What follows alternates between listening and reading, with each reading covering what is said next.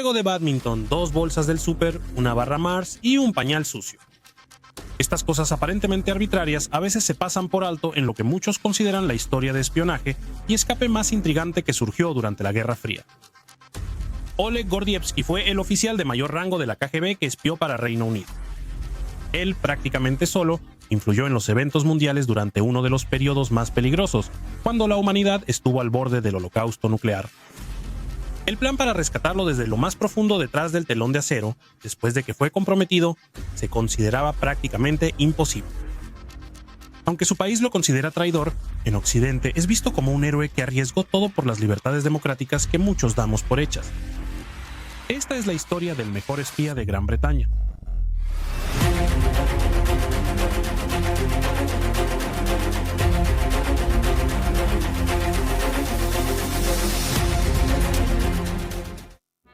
El padre de Oleg fue Anton Gordievsky.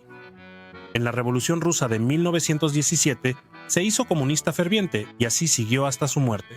En 1920, Anton Gordievsky fue enviado a Kazajistán, donde participó en la incautación forzada de grano por parte del gobierno bolchevique a los agricultores. La colectivización provocó una grave hambruna en Rusia, causando la muerte de entre 4 y 7 millones de personas.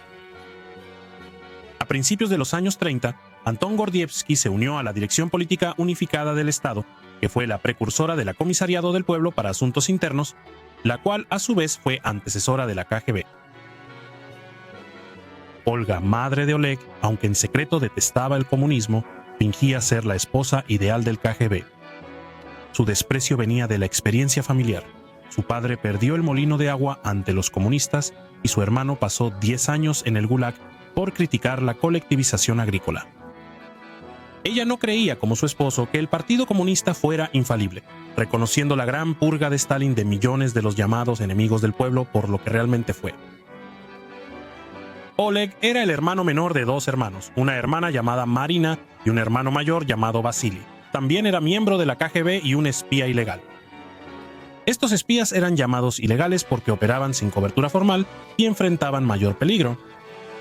Durante la Guerra Fría, muchos espías se hacían pasar por diplomáticos en embajadas, o como periodistas protegidos por reglas del derecho internacional.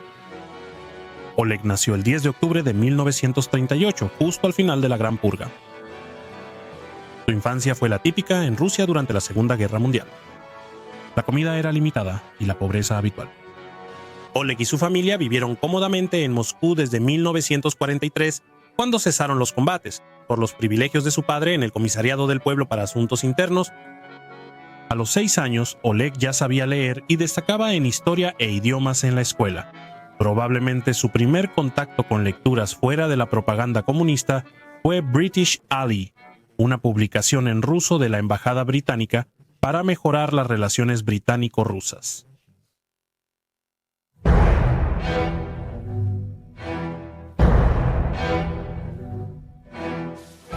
A los 14 años, como muchos jóvenes rusos, ingresó al Komsomol o Liga Juvenil Comunista. Aquí Oleg conoció el funcionamiento y metodologías del Partido Comunista. A los 17, Oleg fue jefe de Komsomol en su escuela. Joseph Stalin murió el 5 de marzo de 1953 y en 1956 fue denunciado por Nikita Khrushchev, su sucesor como primer ministro soviético. Ese año, Oleg ingresó a los prestigiosos institutos de Relaciones Internacionales, donde estudió alemán, derecho, asuntos militares e historia.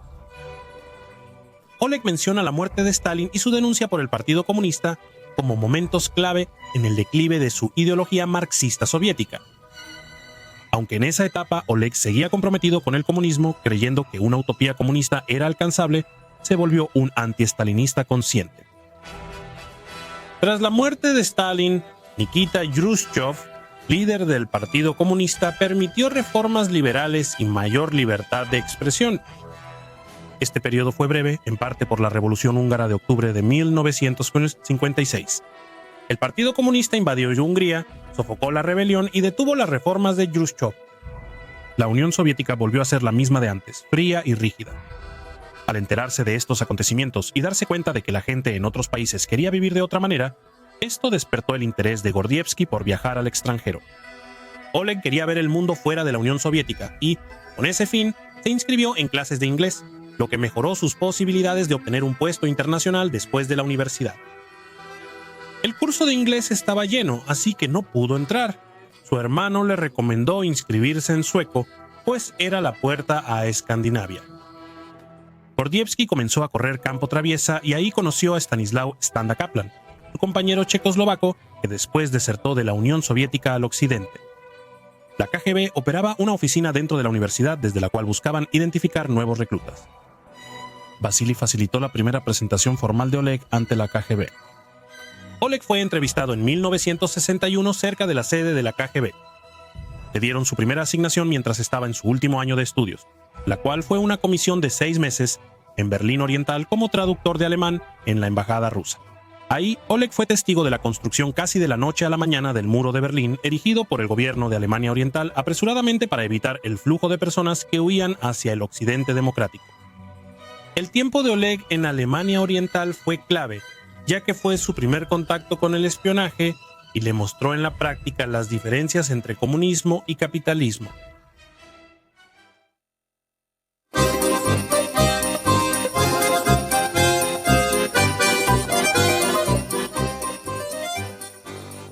Después de completar sus estudios, Oleg se unió oficialmente a la KGB el 31 de julio de 1962, jurando comprometerse a defender a su país hasta la última gota de sangre y a guardar los secretos del Estado. Oleg quería ser espía ilegal como su hermano, pero fue asignado a la dirección S en Moscú, lo que le decepcionó. Ahí se le asignó la tarea de preparar documentación para otros espías ilegales. Durante ese puesto, Oleg se casó con Yelena Akopian, profesora de alemán.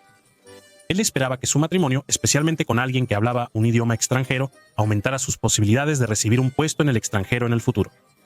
Gordievsky tuvo su oportunidad en 1965 al recibir un puesto consular en la embajada rusa en Copenhague, Dinamarca, como encargado de visados y herencias, aunque su verdadera misión era manejar una red de agentes encubiertos de la KGB.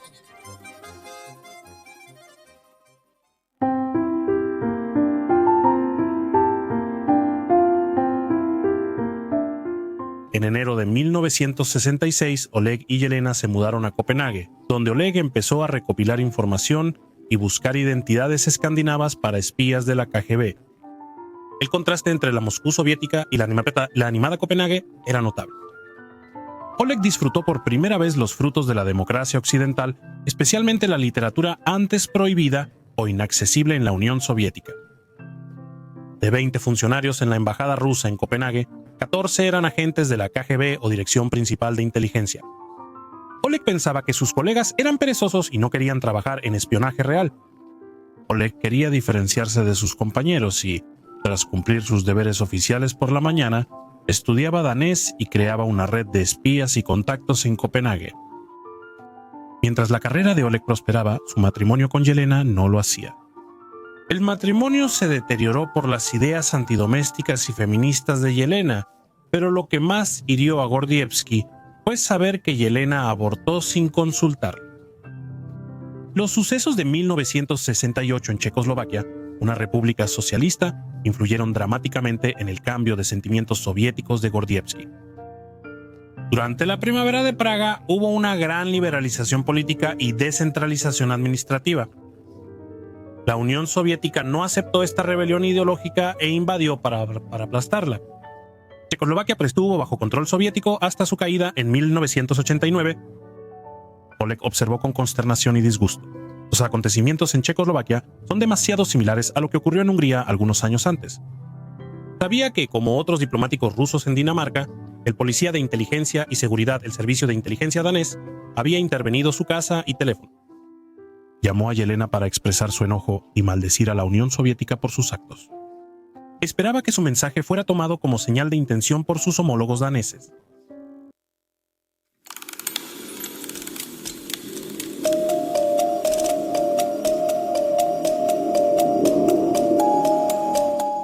Oleg regresó a Rusia con Yelena en 1970. Allí Gordievsky sufrió una fuerte abstinencia cultural, resentido por la atmósfera represiva, sofocante y generalmente infeliz de Moscú a la que había regresado. Durante 3 años, Gordievsky apenas se mantuvo a flote profesional y personalmente. 2 hechos lo hicieron volver a Dinamarca, El primero fue la expulsión de 105 espías soviéticos de Gran Bretaña y otros países, incluyendo Dinamarca, lo que obligó a la KGB a reconstruir su presencia en las embajadas. El segundo fue la prematura muerte del hermano de Oleg, Vasily, a los 39 años debido al alcoholismo crónico. Gordievsky volvió a Copenhague en octubre de 1972 como oficial de inteligencia política de la primera dirección principal de la KGB.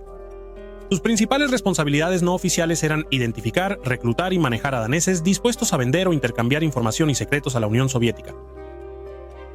Policía de Inteligencia y Seguridad y el Military Intelligence, el Servicio Secreto de Inteligencia británico, ya estaban muy interesados en Oleg cuando volvió a Copenhague. Stander Kaplan, amigo de Gordievsky en el equipo universitario de campo traviesa, mencionó a Oleg entre quienes podrían ser abordados por espías occidentales por su desilusión con el sistema soviético. Una noche, Stander apareció sin avisar en la puerta de Oleg, alegando estar en la ciudad por negocios. Después de compartir una bebida cautelosa e incómoda, Stander invitó a Oleg a almorzar. Esto fue, por supuesto, una trampa organizada por MR6 y Policía de Inteligencia y Seguridad. Aunque no se habló de nada concreto, Stander informó que Oleg seguía siendo un prospecto prometedor. El siguiente paso en el prolongado cortejo entre Gordievsky y la inteligencia occidental fue posible gracias a un juego de bádminton. Gordievsky comenzó a jugar ese deporte cada mañana con un amigo hasta que Ricardo Bromhead, jefe de MR6 en Copenhague, se enteró. Bromhead y Gordievsky apenas se conocían en círculos diplomáticos, pero su llegada temprana a la cancha en traje de tweed solo podía significar una cosa. MR6 intentaba reclutar a Gordievsky. Acordaron almorzar y hablar honestamente en el Hotel Osterport. Esto fue difícil porque ninguno dominaba el idioma del otro. Ambos sabían que estaban jugando un juego extremadamente peligroso. Bromhead temía que Gordievsky quisiera reclutarlo para la KGB, mientras que Gordievsky dudaba si su propia organización le tendía una trampa.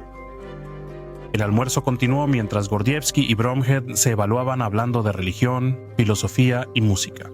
Para protegerse, Gordievsky avisó a la KGB que vería a Bromhead, lo cual era apropiado por su mandato de reclutamiento. Bromhead salió de la reunión más convencido de que Gordievsky quería reclutarlo. Luego, durante 8 meses, no pasó nada. No parece haber una explicación real para esto, salvo que el MR6 estaba siguiendo otras pistas en ese momento. Aunque Gordievsky no disfrutó la espera, pensó que si el almuerzo fuera una trampa, la KGB no habría tardado en restablecer contacto y terminar el trabajo. Bromhead volvió a la cancha de bádminton y se organizó un segundo almuerzo. En esta reunión, Bromhead decidió mostrar sus cartas y le preguntó directamente a Gordievsky si estaría dispuesto a compartir información con la inteligencia británica y si aceptaría reunirse de nuevo, en privado, en algún lugar seguro. Oleg aceptó ambas veces y no informó sobre la reunión no autorizada con Bromhead. Desde 1974, Oleg Gordievsky se volvió agente doble del Military Intelligence 6 bajo el nombre clave Sunbeam.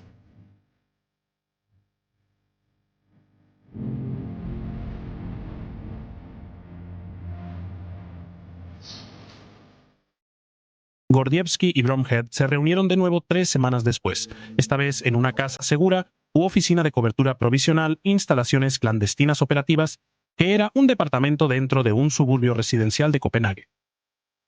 Bromhead dijo que entregaría el caso de Gordievsky a Philip Hawkins, quien hablaba alemán y podría comunicarse mejor con Gordievsky.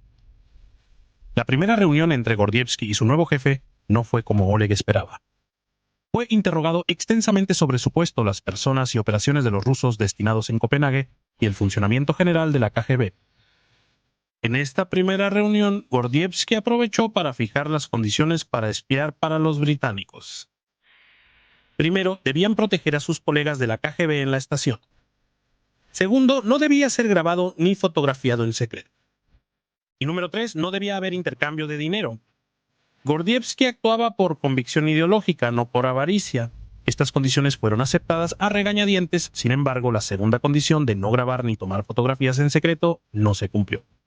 Todas las reuniones fueron grabadas. Hawkins y Gordievsky siguieron viéndose en la casa segura 2 veces cada 2 meses, donde Gordievsky detalló el funcionamiento interno de la KGB y su papel en la última década. En 1977, Hawkins cedió la dirección de Sunbeam a Geoffrey Guskett, otro agente de MR6, con quien Gordievsky pronto tuvo buena relación. MR6 tenía que ser cuidadoso con lo que hacía con la información revelada por Gordievsky. Si actuaban rápido o expulsaban a muchos agentes de la KGB, la organización sabría que había un infiltrado. El Military Intelligence 6 no podía darse el lujo de comprometer la fuente de información, ya que Gordievsky era el oficial de mayor rango de la KGB que había espiado para los británicos. Solo algunos agentes del Military Intelligence 6 y del Policía de Inteligencia y Seguridad fueron adoctrinados en el caso Gordievsky, y la información que él daba era filtrada antes de compartirse fuera de ese grupo o con otras agencias de inteligencia. Gordievsky sacaba microfilm con memorandos, instrucciones, cartas y otros documentos secretos soviéticos de la embajada rusa. Él los daba a Guskert por un contacto rápido. Guskert encargó al departamento técnico MR6 inventar un dispositivo pequeño que copiara microfilm rápidamente, permitiendo a Gordievsky volver a la embajada con el original sin sospechas. Con el tiempo, al revelarse información secreta de la embajada rusa en Copenhague, Gordievsky relajó sus condiciones. Sabía que grababan sus reuniones con su contacto y reveló nombres de colegas de la KGB y los spas ilegales que dirigía. También tenía dinero depositado en una cuenta bancaria de Londres para servirle como contingencia en caso de que las cosas se complicaran para él. En ese periodo, Gordievsky conoció a Leila Aliyeva, 11 años menor y mecanógrafa de la Organización Mundial de la Salud. Los dos se enamoraron y así comenzó el romance extramarital de Gordievsky, con quien más tarde se convertiría en su segunda esposa. Gordievsky vivió 3 años una doble vida en lo profesional y personal, hasta que terminó su asignación en Dinamarca en 1978. Volver a la Unión Soviética era un gran riesgo para Gordievsky. Aunque no creía que hubieran descubierto su identidad secreta como espía británico, si sus acciones se revelaban, sería el fin de su vida y casi imposible escapar de la Unión Soviética. Aunque le ofrecieron desertar, Gordievsky lo rechazó, pues sabía que aún tenía más que aportar a Occidente. Por eso, Gordievsky volvió a Rusia. Era momento de planear el rescate y exfiltración de Sunbeam de Rusia si era necesario. Y así nació la Operación Pimlik.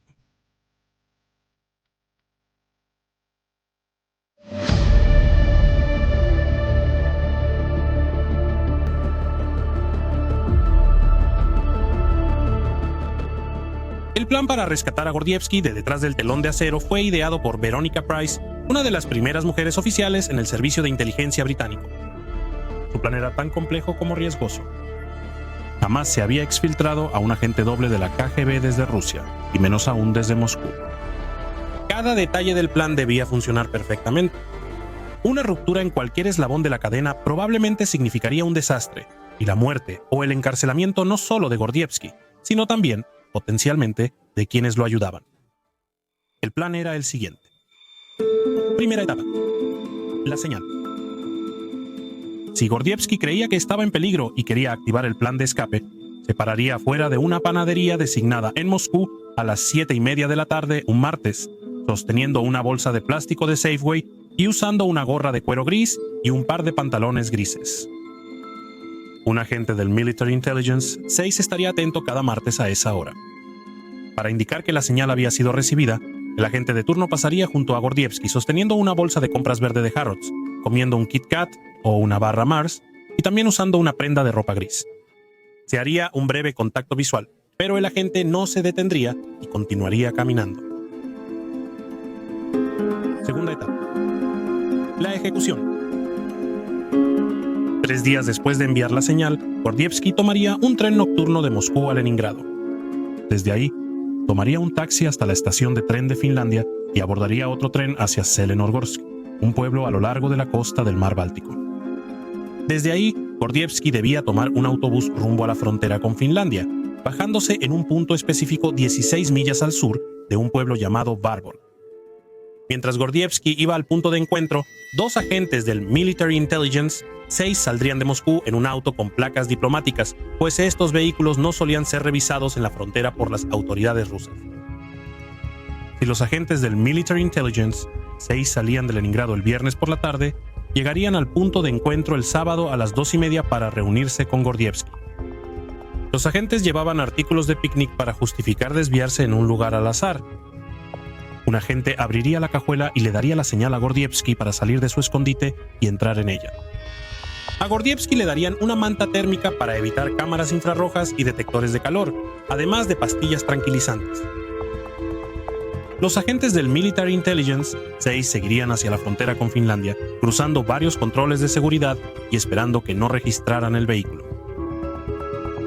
Al cruzar la frontera con Finlandia, Gordievsky sería libre y la operación Pimlico habría sido exitosa. Simple, en realidad. Se creó un segundo plan por si Gordievsky deseaba contactar al MR6 desde Moscú. El plan nuevamente tenía dos etapas. La primera etapa consistía en que un agente encubierto del MR6 se pararía bajo el reloj en el mercado central de Moscú el tercer sábado de cada mes a las 11 de la mañana. El agente vestiría de gris y llevaría la bolsa de jarrón. Si Oleg quería enviar un mensaje, haría notar su presencia al agente, usando gorra, pantalón gris y la bolsa de plástico de Safeway. La segunda etapa era que 3 domingos después de la señal, Gordievsky iría a la Catedral de San Basilio en la Plaza Roja y subiría una escalera de caracol trasera a las 3 de la tarde. A esa hora, un agente del Military Intelligence, 6 con ropa y objeto gris, bajaría las escaleras. Cuando los dos se cruzaran en el caso Narose, Gordievsky entregaría un mensaje escrito. Como resultó ser, este segundo plan resultó demasiado elaborado, como escucharemos más adelante. Gordievsky y el Military Intelligence 6 acordaron que él no continuaría sus operaciones de espionaje mientras estuviera en Moscú. Simplemente era demasiado arriesgado y la posibilidad de mantener el flujo de información que era posible en Dinamarca simplemente no ocurriría.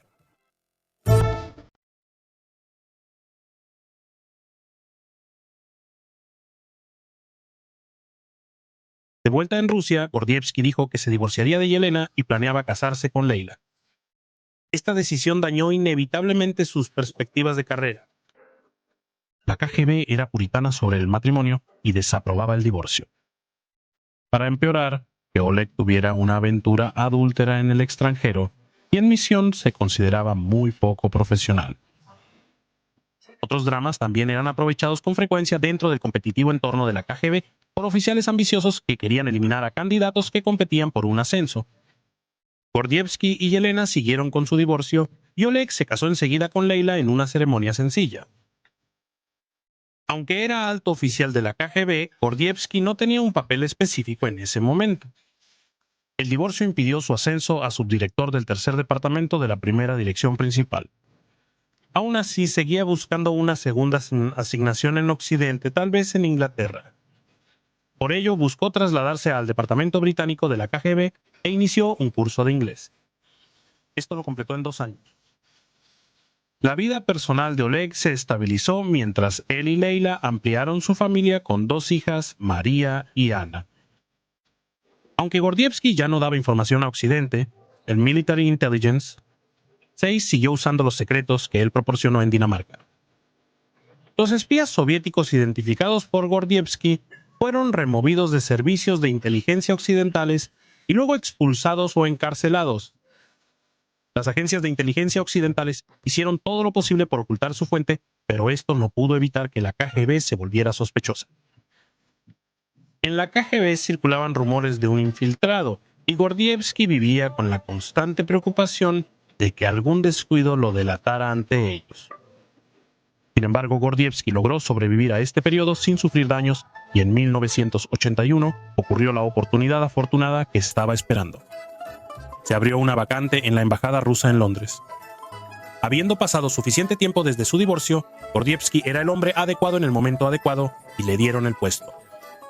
Aunque la visa británica de Gordievsky se otorgó rápidamente, la KGB tardó meses revisando los antecedentes financieros, médicos y laborales de Oleg. Gordievsky usó su tiempo para estudiar temas políticos británicos y los archivos de la sección británica de la KGB. A finales de junio de 1982, la familia Gordievsky se fue a Londres.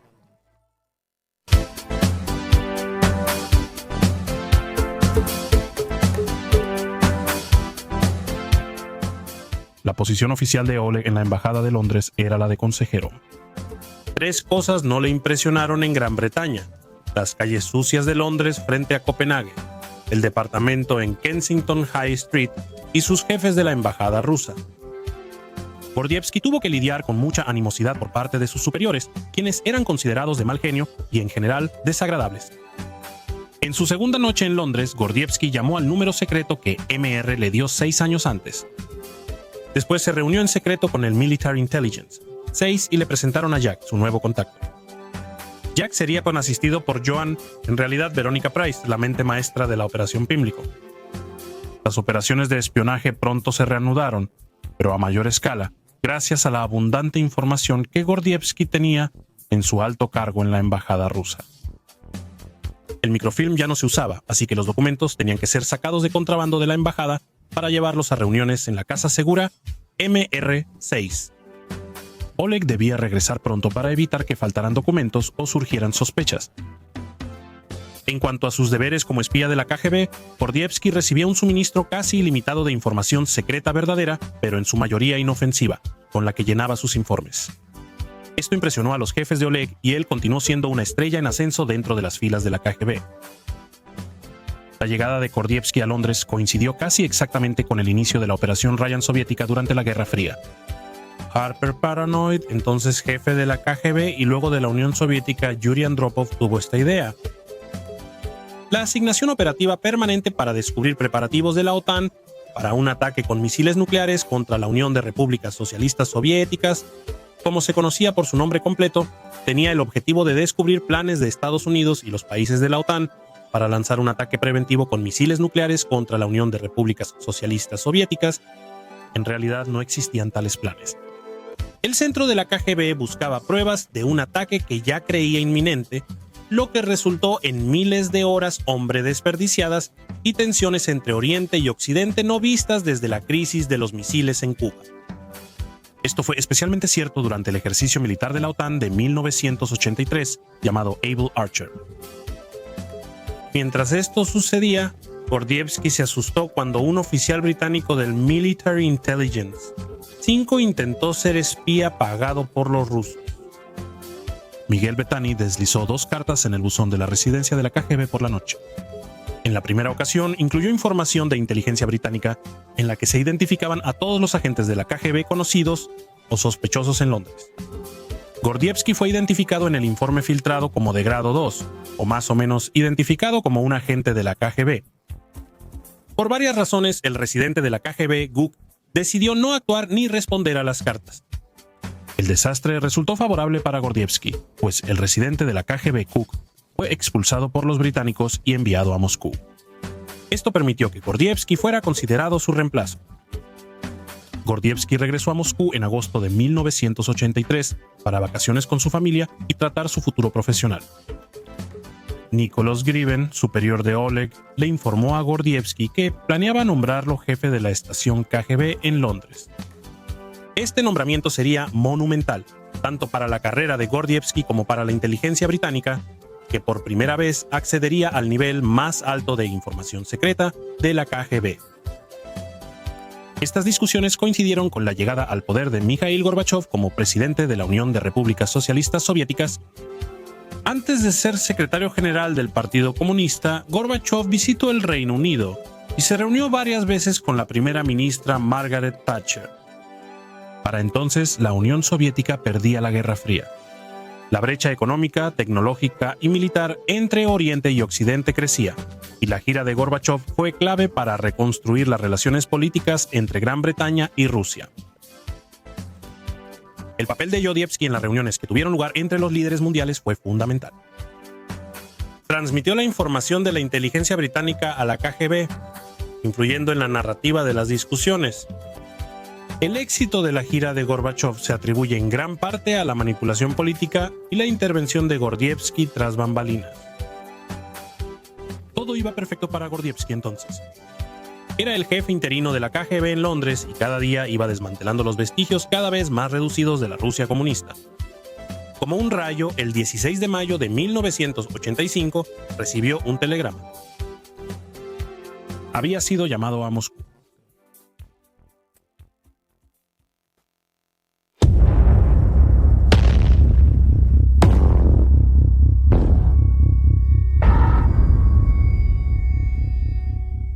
¿Por ¿Por qué llamaron de repente a Gordievsky a Moscú? Le dijeron que su regreso era para confirmar oficialmente su nombramiento como residente, pero eso era innecesario y no era habitual. Ya se había discutido y acordado su nombramiento. Oleg supo que no era una instrucción común y temió que lo hubieran descubierto, pensando que su regreso a Rusia sería el último. ¿Pero quién lo había traicionado? Solo unas pocas agencias de inteligencia británicas, escandinavas y norteamericanas conocían su existencia y actividades, y aún menos sabían su verdadero nombre. Aldrich Ames, agente de contraespionaje de la CIA, tenía problemas con la bebida y no podía sostener los gastos de su segunda esposa. Se convirtió en espía para la Unión Soviética a principios de los años 1980, por razones que él mismo admitió eran para beneficio personal. Aunque el Military Intelligence 6 no reveló el nombre de Gordievsky a la CIA, tras eliminar opciones, triangular y revisar pistas de arrestos y expulsiones de espías soviéticos, Gordievsky fue identificado como el principal sospechoso. Ames recibió esta información y el 13 de junio de 1985 reveló a Gordievsky y otros 24 espías occidentales a la Unión Soviética. Desertar ahora habría sido lo más fácil para Oleg. Sirvió valientemente a Occidente y elegir nuevas identidades bajo protección británica no habría afectado su honor. Había hecho más por la inteligencia británica en la Guerra Fría que cualquier espía, pero sabía que aún podía aportar más.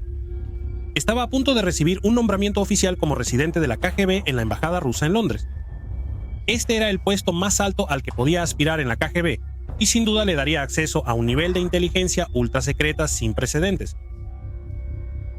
Aunque Gordievsky tenía sus temores de que sus jefes hubieran sido alertados sobre su participación en el MR6, la situación podía ir en cualquier dirección. Tal vez la llamada era para tratar temas importantes en persona con sus superiores.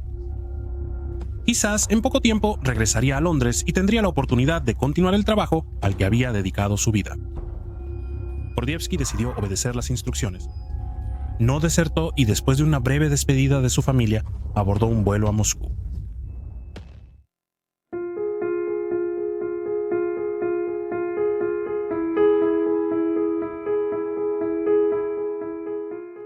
Al regresar, Oleg detectó de inmediato que su casa había sido allanada por la KGB. Un cerrojo sin uso fue cerrado. En ese momento supo que todo había terminado para él. Pero exactamente cuánto sabía la KGB no podía decirlo. Gordievsky, coronel de la KGB, solo serías arrestado tras pruebas claras de espionaje. Para Oleg, no estar en prisión significaba que la KGB desconocía detalles de su traición a la Unión Soviética.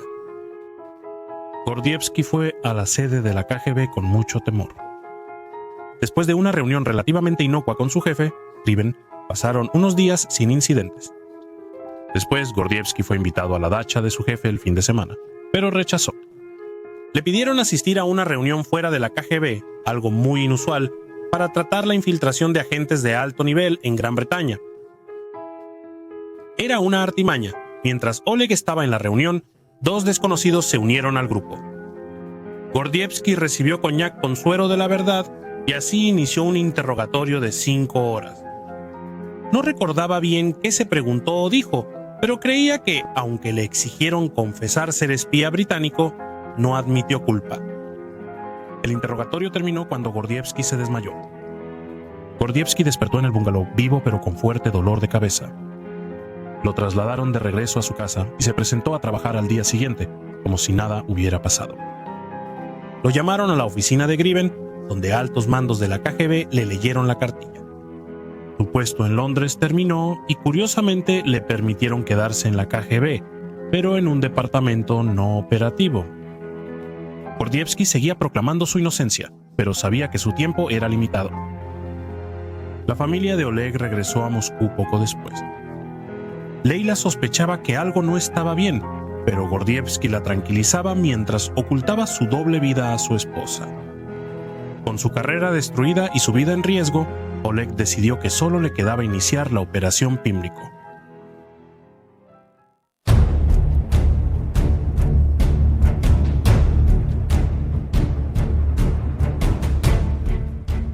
Las posibilidades de una fuga exitosa eran mínimas, y él sabía que involucrar a su esposa e hijas era imposible. Leila y sus hijas se fueron de vacaciones de verano como lo habían planeado, y Gordievsky solo pudo despedirse brevemente de su esposa cuando ella entró a un supermercado para hacer algunas compras antes de las vacaciones. Gordievsky volvió a su departamento y recuperó instrucciones crípticas para su escape ocultas en un libro. Su intención era pasarle un mensaje escrito a la gente del MR6 que lo rozaría en la Catedral de San Basilio. Paranoico y obsesionado con el secreto, se dirigió al lugar de la señal cerca de la estación Kievsky, siguiendo un meticuloso proceso de limpieza en seco, es decir, regresando sobre sus pasos y tomando rutas sinuosas para despistar a posibles perseguidores. Caminó hasta el mercado central de Moscú a la hora designada y tomó su posición en la acera, mientras limusinas de la KGB pasaban transportando a varios funcionarios hacia y desde el Kremlin. Solo podía esperar que un agente del Military Intelligence 6 lo hubiera notado parado ahí, con su ropa gris y llevando la bolsa de plástico de Safeway. Tuvo que esperar hasta 3 domingos después para la hora acordada, en la que un agente del Military Intelligence 6 realizaría el contacto fugaz, durante el cual le entregaría su mensaje. Gordievsky nuevamente vigiló con cuidado para asegurarse de no ser seguido camino al Museo Lennon, donde escribiría el mensaje. Entró a un cubículo en el baño y escribió una nota breve. Estoy muy sospechado y en problemas graves. Necesito extracción lo antes posible. Precaución con polvo radiactivo y accidentes viales. Luego fue a la Catedral de San Basilio, pero hubo un desastre. La escalera de caracol para el contacto con el cepillo estaba bloqueada y tenía un letrero. Piso superior cerrado por remodelación. No había nada que Gordievsky pudiera hacer excepto maldecirse a sí mismo por haber aceptado elegir la Catedral de San Basilio como el lugar de contacto con el cepillo. La única opción que le quedaba a Oleg era señalar formalmente que se iniciara su plan de escape. La tarde del martes 16 de julio de 1985, Oleg se dirigió al lugar de la señal frente a la panadería, vistiendo ropa gris y llevando la bolsa de Safeway. El suegro de Oleg lo invitó a cenar esa noche, lo que fue un buen pretexto para salir de casa en la tarde. Gordievsky llegó temprano al lugar y para pasar el rato fue a una tienda cercana y compró cigarrillos. Esto casi resultó ser una decisión fatal porque él no fumaba. El agente del Military Intelligence 6 encargado de vigilar a Oleg esa noche, Arturo G., conocía este hecho. El tiempo pasaba lento hasta que Oleg vio a un hombre de aspecto británico, con una bolsa verde de Harrods y comiendo una barra más. Los dos hombres se miraron brevemente a los ojos. Oleg dijo que sentía que intentaba pedir ayuda urgente a la gente solo con la mirada. Y eso fue todo. La señal estaba dada. Oleg tenía poco tiempo para prepararse, incluyendo comprar un boleto de tren a Leningrado. Esto, normalmente fácil, se complicó mucho por tener que despistar a los agentes de la KGB que lo vigilaban. Logró comprar sus boletos tras repetir un estricto proceso de limpieza en seco y pasaron días angustiosos hasta esa tarde de viernes en que iniciaría su viaje. Empacó ligero, llevando consigo solo los artículos esenciales que podía meter en una pequeña bolsa de mano. Cerró la puerta de su departamento y de la vida que conocía, y se dirigió a la estación de tren de Moscú. El boleto de cuarta clase de Oleg hacía que compartiera compartimiento con hasta 6 personas. Tomó sedantes y se durmió a las 9 de la noche, despertando a las 4 de la mañana del sábado en el suelo del compartimiento. Soñando bajo sedantes, cayó de su litera y se cortó la cabeza. Estaba desaliñado y tenía sangre en la cara y camisa. No pasaba precisamente desapercibido. Al llegar a Leningrado, Oleg tomó un taxi que lo llevó a la estación de Finlandia. En vez de tomar el tren a Barbor y regresar al punto de encuentro con MR6, decidió tomar 2 autobuses, uno a Teriyaki y otro a Barbor. Llegó al punto de recogida el sábado a las 11, pero luego tomó una decisión que después consideró muy peligrosa. Queriendo evitar acostarse en una zanja bajo el calor del verano ruso, mientras era bombardeado por mosquitos durante horas, comenzó a caminar hacia un pueblo cercano y luego hizo autostop para el resto del camino. Se compró un almuerzo y 2 cervezas en una cafetería local. Mientras estaba ahí, Gordievsky se asustó por 2 hombres que entraron al café, a quienes sospechaba que eran agentes de la KGB patrullando los pueblos fronterizos en busca de fugitivos. Oleg salió de la cafetería sin mirar atrás. Ahora, a 20 kilómetros del lugar de encuentro, volvió a hacer autostop hasta quedar lo suficientemente cerca para caminar al desvío. Luego se quedó esperando a sus rescatadores, quienes no llegaron hasta aproximadamente las 3 de la tarde debido a que necesitaban despistar a los agentes de la KGB que los seguían y evitar ser detectados al salirse de la carretera en el punto de encuentro.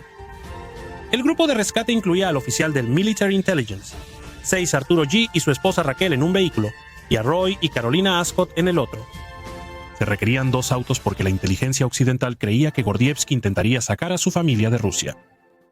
Los rescatistas, al saber que sus vehículos diplomáticos estaban intervenidos, evitaron comunicarse abiertamente y viajaron a la frontera con Finlandia, simulando que Raquel G. necesitaba tratamiento médico tras fingir una lesión grave de espalda días antes. El plan era que Raquel visitara al médico por su espalda y luego el grupo pasara el fin de semana en Finlandia comprando en Helsinki. Roy y Carolina llevaron a su bebé de 15 meses en el viaje, viéndolo como una tapadera para su plan. Cuando Gordievsky identificó a G como el hombre de la señal, salió de su escondite y, tras poca interacción, subió a la cajuela del segundo auto. El grupo regresó a sus vehículos y volvió a la autopista sin ser detectados por su perseguidor de la KGB. En media hora, el convoy pasó por 5 controles fronterizos. En el penúltimo, casi ocurre un desastre. Los oficiales rusos sacaron a los perros rastreadores. Si detectaban el olor de Gordievsky en la cajuela, quien sin duda apestaba bastante en ese momento, todo habría terminado. Caroline Ascot, al notar el peligro, sacó unas papas fritas importadas con sabor a queso y cebolla, un aroma desconocido para los perros rastreadores rusos. Ofreció una papa frita a un perro, que la comió antes de ser jalado por su manejador. Aún no estaban a salvo y el perro seguía rodeando el vehículo. Por un golpe de pura genialidad, sacó a su pequeña hija del vehículo para cambiarle un pañal sucio. Dejó el pañal sucio en el suelo junto al perro. El pañal apestoso tuvo el efecto deseado, ya que el perro rastreador se alejó de inmediato al enfrentarse con el olor desagradable. Poco después, al grupo se le permitió continuar y también pasaron por el último control de pasaportes. Lo lograron. Realizaron el rescate más audaz de la Guerra Fría, exfiltrando a un coronel espía de la KGB desde el corazón de la Unión Soviética. Al cruzar la frontera finlandesa, los autos se detuvieron, abrieron la cajuela y un sudoroso y petrificado Oleg Gordievsky salió al sol y al cielo despejado.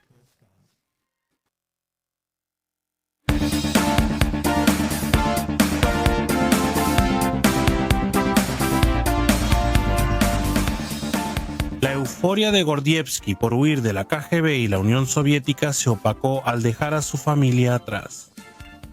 Pasaron 6 años y la caída de la Unión Soviética antes de que pudiera reunirse con su esposa e hijos. Desafortunadamente, su matrimonio no sobrevivió mucho tiempo después de eso.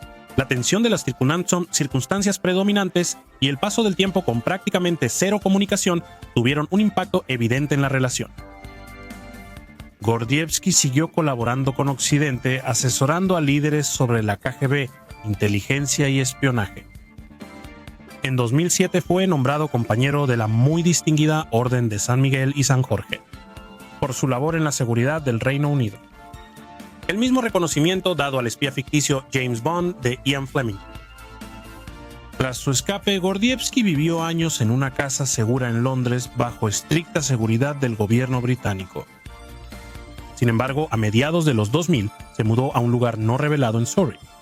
Su vida sigue amenazada. Los envenenamientos de Salisbury y a ex agentes dobles de la KGB le recuerdan a Gordievsky que nunca tendrá la libertad de los ciudadanos comunes occidentales.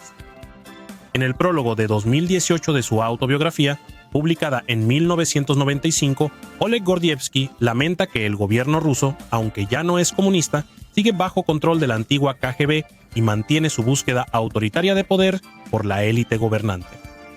Gordievsky menciona las agresiones rusas en Ucrania Oriental, Crimea y Siria como ejemplos.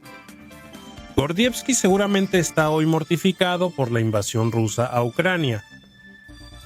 Ahora, a sus 83 años, Gordievsky sigue viviendo con la esperanza de que más personas en el mundo lleguen a experimentar y disfrutar las libertades democráticas defendidas por la mayoría del mundo occidental.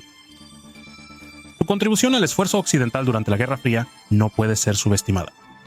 Y todos los que vivimos hoy en sociedades democráticas le debemos una deuda de gratitud al hombre que sacrificó todo por sus convicciones ideológicas.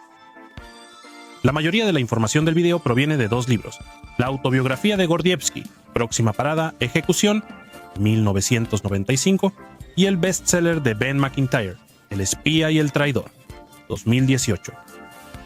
No podría hacerle justicia a la historia en un solo video de YouTube, así que recomiendo mucho estos libros para una lectura emocionante y para obtener más información sobre la intrigante vida de Oleg Gordievsky.